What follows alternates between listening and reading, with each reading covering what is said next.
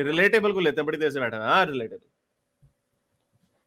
अच्छा, क्या कहना चाहोगे? हारिस, मैं आपसे डिस्कस करना चाह रहा हूँ एथियज्म के सेकंड फेज के बारे में।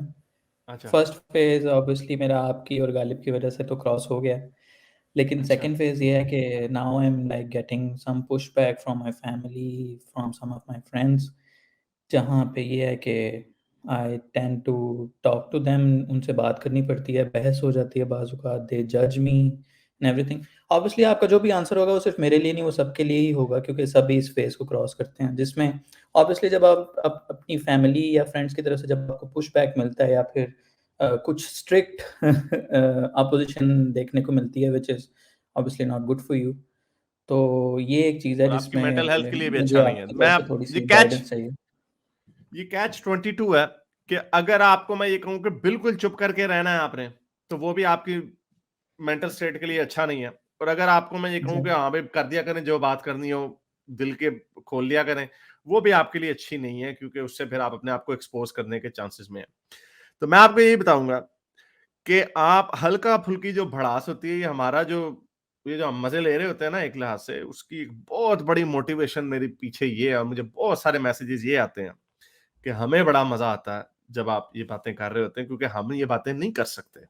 इवन कि कई लोग बाहर के मुल्कों में रहते हैं, उनकी बीवियां मुसलमान होती हैं या हस्बैंड मुसलमान होते हैं, या हल्का बाब ऐसा होता है वो नहीं बात, तो उनको एक इससे मजा मिलता है। और आपको यहाँ पे भी चैट में आप बैठ के बड़ी बातें कर सकते हैं एनोनिमस आईडी के साथ, ठीक है। आपको रियल लाइफ में ये काम करने की तब तक कोई जरूरत नहीं है। आप मैं ऐसे लोगों को भी जानता हूं जो पिछले 20-20 25-25 साल से पाकिस्तान में एथियज्म, खैर मैं I didn't know them back then, लेकिन मुझे आप वो बताते हैं कि हम 20-25 साल से कुछ टीचर्स हैं, कोई अपने ऑफिस में जाते हैं, वो काम करते हैं, and they can survive with the, वो जो लबादा उन्होंने उड़ा होता है कि लिबरल है हम। तो जब तक वो इस्लाम के ऊपर बात हुँ। नहीं करते, लिटरली रसूल अल्लाह पे और अल्लाह पे बात नहीं करते, उसके अलावा उनको हर चीज जायज है पाकिस्तान में। आप पार्टी भी कर सकते हैं, आप कुछ भी कर सकते हैं जो आपने करना हो अपनी जिंदगी। आपने नमाजें नहीं पढ़नी, वो भी आपकी जिंदगी बड़े आराम से गुजर सकती है अगर आप नमाजें भी ना पढ़े।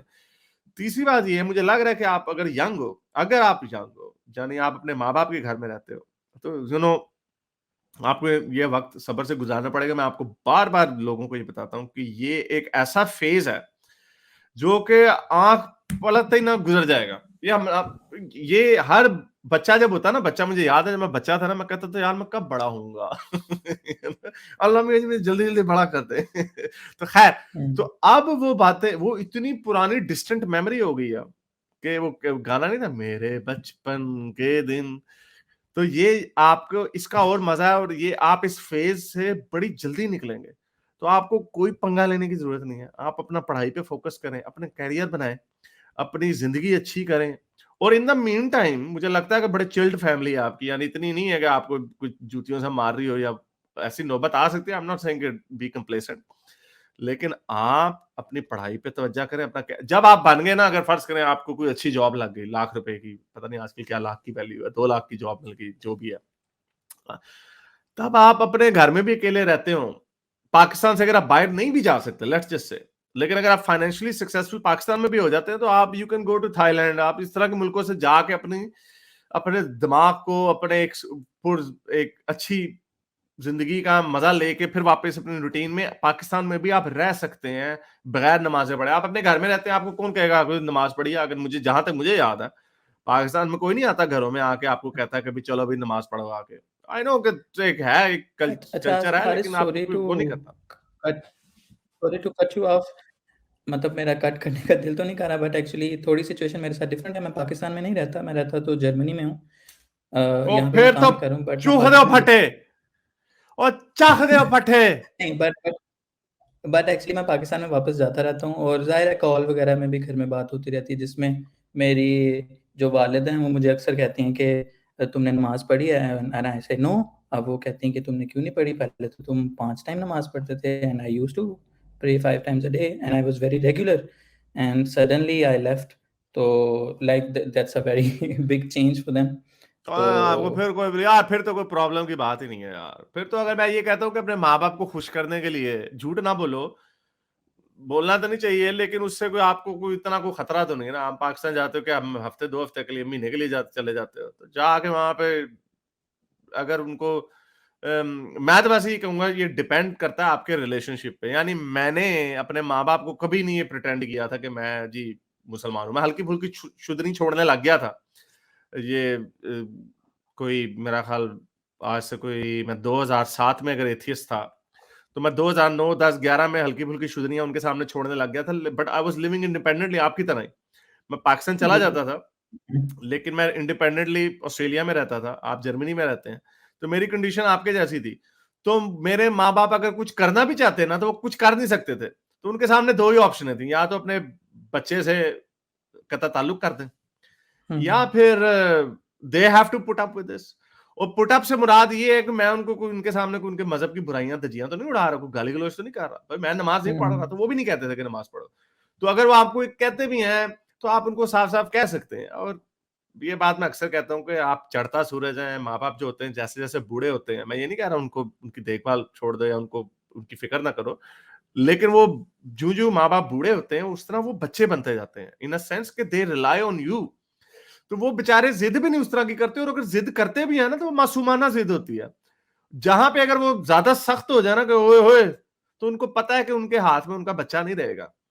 और ये स्टेज सिर्फ रिलीजन पे नहीं होती, ये स्टेज तब भी होती है जब फर्ज करें, अब मुझे नहीं पता आपके घर में मसला है या नहीं, लेकिन कई लोगों पे ऐसे भी मैंने देखे हैं किस्से, वो कहते हैं नहीं तुमने इससे शादी नहीं करनी, इससे करनी है जिसे हमने करानी। वो कहते हैं नहीं मैंने नहीं अब्बू, मैंने आपकी ये खाला की फूफी की बेटी से शादी नहीं करनी, चलो भजो, मुझे तो कटरीना पसंद है, नीली नीली आंखों वाली। तो कहेंगे चल भज जा, तो मैंने तुम्हें आग कर दिया, निकल जा इस घर से। और वो नहीं ऐसा चले तो जाते नहीं हैं। है। नहीं ऐसे नहीं, मैं औरों को सुना रहा हूं कि ऐसा भी अगर हो जाए ना किसी के साथ, तो फिर भी जब माँ बाप बूढ़े हो जाते हैं ना, फिर 2 साल बाद बच्चा हो जाता है, तो उन्होंने अपना पोता देखना होता है, पोती देखनी होती है, तो वो फिर अपने दे बेंड, दे लिटिल बिट, थोड़ा सा वो झुक जाते हैं। तो उसी तरह रिलीजन का भी वही मामला कि they can't afford to let you out of your life. Nobody wants, आप अपने माँ बाप को भी अपनी जिंदगी से निकालना चाहते हैं, but because you are busy, आप एक जवान हो, आप देख रहे हो दुनिया में काम कर रहे हो, आपके और बड़े गोल्स हैं, तो अगर आप पाकिस्तान फर्ज करें, हर 2 साल बाद अगर आप पाकिस्तान जाते हैं, साल बाद पाकिस्तान जाते हैं, आप कहेंगे चलो यार मैं नहीं आ रहा, अम्मी मैंने नहीं आना, अबू मुझे नमाजों का कहते हैं, they will back off, they will back off in no time. हाँ अगर आप पाकिस्तान रह रहे होते, फिर पैणा से छीतर लंबा लंबा।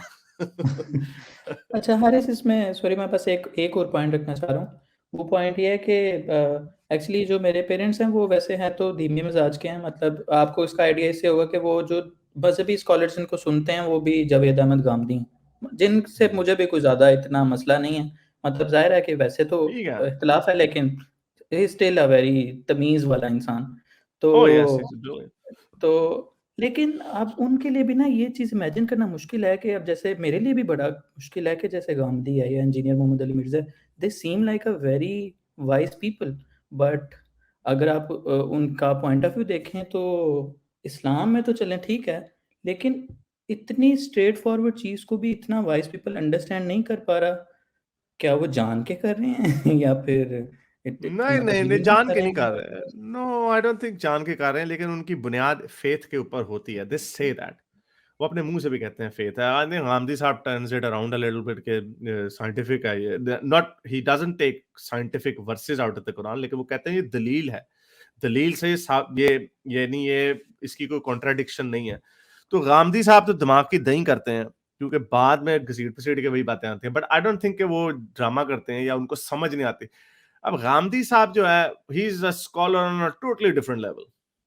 हुँ, वो आपके जमाने के कह लें, यानी उनकी जो जो उनकी कम्प्लेक्सिटी है उनके आर्ग्यूमेंट्स की, आप उसको, वो बड़ी इंटिमिडेटिंग है उनकी जो बातें। हुँ, लेकिन बात फिर वही आती है, उनको कितने लोग सुनते हैं पाकिस्तान में। जो इंजीनियर साहब है, इंजीनियर साहब का तो दारोमदार फेथ के ऊपर है। वो फेथ जो उनके ऊपर नहीं रखते, बाबों के ऊपर, वो वाला फेथ रसूल अल्लाह पे रखते हैं और बुखारी मुस्लिम पे रखते हैं, और ये साहिस्ता जी, पे रखते हैं। तो इंजीनियर साहब तो कोई इतना मुश्किल काम नहीं है। इंजीनियर साहब की बातें रैशनल लगती हैं विद इन अ सेंस, जो अभी हम डिस्कस कर रहे थे कि रसूल अल्लाह की कब्र अल्लाह के अर्श से अफजल है, जी, तो जी। भाई फिर मट्टी भी अफजल है, फिर उनका कफन भी अफजल है, फिर उनके बाल भी अफजल है, फिर बात कहाँ रुके। तो ही दैट्स हिज आर्गुमेंट, वो बड़ा लॉजिकल है वो आर्गुमेंट। तो लेकिन वो आगे जाके घोड़े पे बैठ के ऊपर जाना, हाँ वो बात सही है, बुखारी जो लिखी है। तो इस उनकी प्रॉब्लम ये नहीं है कि वो समझ नहीं पाते। हाँ समझ नहीं, ऑब्वियसली समझ नहीं पाते, लेकिन एक और बहुत बड़ा प्रॉब्लम है, ये मैं उनकी इंटेग्रिटी के ऊपर बात नहीं कर रहा, लेकिन मैं ये कह रहा हूं कि जब आप एक चीज आपकी वजह शोहरत बन जाती है ना, एक तो है ना इंडोक्ट्रिनेशन है बचपन की, जिससे निकलना बड़ा जी, मुश्किल है, इसके ऊपर बड़ी स्टडीज हुई हुई है, उसके ऊपर निकलना बहुत मुश्किल है। जो आपकी बचपन की बातें, जो बचपन, अब लोग रिलीजन पे ना रखें। एक लड़का कल गालिब किसी में आया था, आज ही आया था, मुझे भूल गया, वो ये कह रहा था कि जो बचपन, अरे इवन बिलाल अब जो पहले कॉलर थे जो इनका मैंने इंटरव्यू लिया, वो कहते हैं जो बचपन की जो आपको मजा जलेबी खाने में आता है, वो आपको किसी गोरे के डिजर्ट में वो मजा नहीं आएगा, चाहे आप जितने मर्जी बन जाए, पैंटे पुंटे पहन के, सूट पहन के मैनहट्टन में फिर रहे हो, जी, आपको वो जो जो कढ़ाई गोश्त का मजा फजे के पाओगा पाएगा, वारिस की निहारी का, आपका वो टेस्ट डेवलप हो चुका हुआ। आपको जो लुटियों में मजा आएगा, जो आपको भंगड़े में मजा आएगा, वो आपको क्लबों में उस तरह, वो उसका अपना मजा है, लेकिन इसको आप अपना एंजॉय करेंगे। उसकी वजह है, ये सिर्फ रिलीजन ही नहीं, हर चीज में जो बचपन की डॉक्ट्रिनेशन बड़ी स्ट्रांग है, उससे निकलना बड़ा मुश्किल है। तो जस्ट लाइक दैट ये लोग एक तो उससे नहीं निकल सकते, लेकिन इनकी दुगली प्रॉब्लम ये है, ये तो आम बंदे की प्रॉब्लम है ना, बचपन में हो गई, आप क्या करें। दुगनी प्रॉब्लम इनकी ये मशहूर हो गए हैं, इनकी वजह शोहरत ही स्कॉलर होना है इस्लाम का, जी। तो वही निकल गया तो उनके पास व्हाट विल बी लेफ्ट।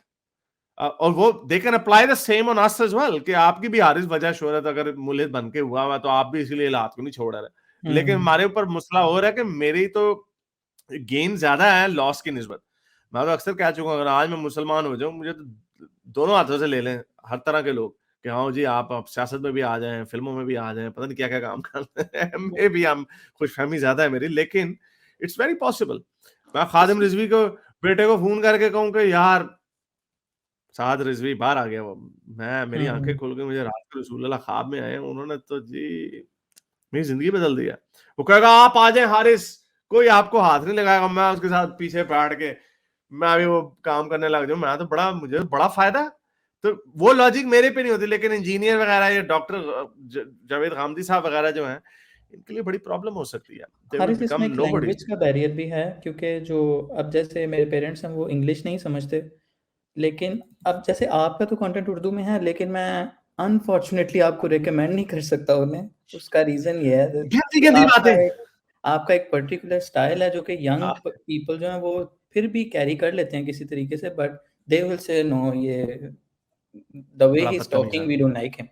तो लेकिन वो अगर देखेंगे ना, हाँ मे बी वो बड़े, आपने कहा ना मध्यम है, लेकिन वो मेरा ख्याल थोड़ा सा ट्राई कर सकते हैं। मोस्ट पीपल, मैं आपको ये अपना जिंदगी का तजुर्बा बता रहा हूँ कि most people actually like me. और ये मुझे, इसको आप जो मर्जी कह लें, आप कह सकते हैं कि यार ये थोड़ी सी ना ज्यादा हो गई रसूल अल्लाह की, हजरत मोहम्मद की ना, ये थोड़ी ज्यादा बात कर गया ये। इसको लेकिन डाइजेस्ट करना बहुत मुश्किल है। नहीं नहीं, वो मुश्किल शुरू में होता है, शुरू में सबको ही मुश्किल लगता है, लेकिन मैं आपको फिर भी बता रहा हूँ, most people tend to like me no matter what I say. ये मेरी पर्सनालिटी का हिस्सा है। आप कोई मध्यम वीडियोस है ना, उनको कोई ढूंढ के आपको मिल जाएंगे, मध्यम वीडियोस भी नहीं। एक मेरी शुरू की जो वीडियोस है, मैंने इस्लाम की छोड़ा होगा, उसके अंदर तो कुछ भी नहीं है, वो तो सिर्फ वो है, मोनोलॉग्स हैं, वो तो बिल्कुल ढीले ढाले हैं। वो फिर बाद में खुद देखेंगे ना, उनको और रेकमेंडेड आएंगे, हजरत मोहम्मद की बहादुरी का किस्सा, वो लाशों के नीचे छुप के बैठे हुए हैं। वो तो वो देखेंगे, ह्यूमनाइज करेंगे, वो खुद ह्यूमनाइज करेंगे रसूल अल्लाह को। और even Gandhi has also done. चले, बहुत शुक्रिया, थैंक यू, हारिस, इस आई पे हैव एक टू। एक बात मैं भी हाँ करना जी। चाहूँगा। देखिए मेरा एक और भी मशवरा है, आपने भी ये मशवरा जी, पहले दिया हुआ है, वो ये है कि जो लोग मतलब आप हमारे पेरेंट्स की एज वगैरह, अगर किसी के भी पेरेंट्स अगर 55, 50, हाँ, 60 प्लस हैं, छोड़ दें। उन्होंने अपनी ज़िंदगी जी ली हुई है। उनको कोई बेनिफिट नहीं है कि अगर वो अब इस उम्र पे जाके वो एथियस्ट हो जाए, बल्कि उनके लिए ज़्यादा डैमेजिंग है। वो ज़्यादा डिप्रेशन है उनके लिए कि यार हमने 60 साल, लेट्स से उनको रियलाइज़ हो जाए, वो तो उनके लिए ज़्यादा परेशान हो, यार इतनी उम्र गुज़ार दी, हम तो कुछ भी नहीं वो कर सके।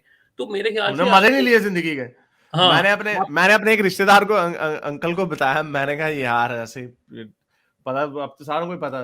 तो कहते हैं यार हमने मजे ही नहीं हंसी दे चखे, सारी उम्र ही को बुढ़ी ना लाते। हाँ जी, क्लबा जे भी नहीं गए, अब हम बूढ़े हो गए, अब हमने क्लबों में भी नहीं जाना, हम क्या करें। एग्ज़ैक्टली।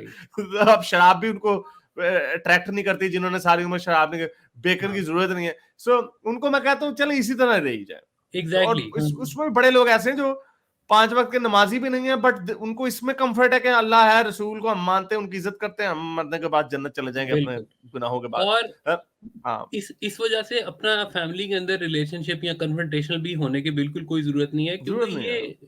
ये it's not worth it. Choose your battles. This is not something कि आप अपने घर के अंदर ही इस तरह के करें। आप ये हारिस का स्टोइक की प्लेटफ़ॉर्म कहानी है है, असल में, ये गालिब का। स्टोइक की भाई कहानी मैं है। तो हूँ ही मुसलमान, मेरी तो बात छोड़ दे, मेरा तो सिर्फ मशवरा है, मैं तो हूँ ही मुसलमान। ये अब्बू के मतलब सामने आप जाके, अब्बू के सामने ना बहुत बड़े मोमिन मान जाते हैं। मतलब आप ये कह रहे हैं कि हम एथियस्ट होने के बावजूद हम अबू सुफियान या मुआविया वाला रोल प्ले करें, कि मतलब ऊपर से हम बोलें कि हम तो मुसलमान हैं, अंदर से नहीं, नहीं, मुनाफिक बन जाए। नहीं, नॉट रियली। नहीं, मुआविया करने को की आप जरूरत कैसे ही नहीं कह है। सकते हैं कि वो उसने जिहाद भी किया, उसने सारा कुछ किया है। नॉट रियली, नो, इट्स नहीं नॉट अ देखो, फेयर कई लोग कंपैरिजन कहते हैं आई ना थिंक। अंदर से मुर्तद था वो, नहीं कई वो फिर आगे चले जाते हैं, वो कहते हैं मुर्तद था नहीं, नहीं, अंदर। अच्छा लेकिन चले हाँ, ये फिर लंबी बहस हो जाएगी। चले, I have to wrap it up. बहुत शुक्रिया। अच्छा जी, मेरे इस नेक काम को जारी रखने के लिए मुझे पेपैल या पेट्रियन पे जरूर सपोर्ट कीजिए, ताकि मैं अपना पैगाम ज्यादा से ज्यादा लोगों तक पहुंचा सकूं।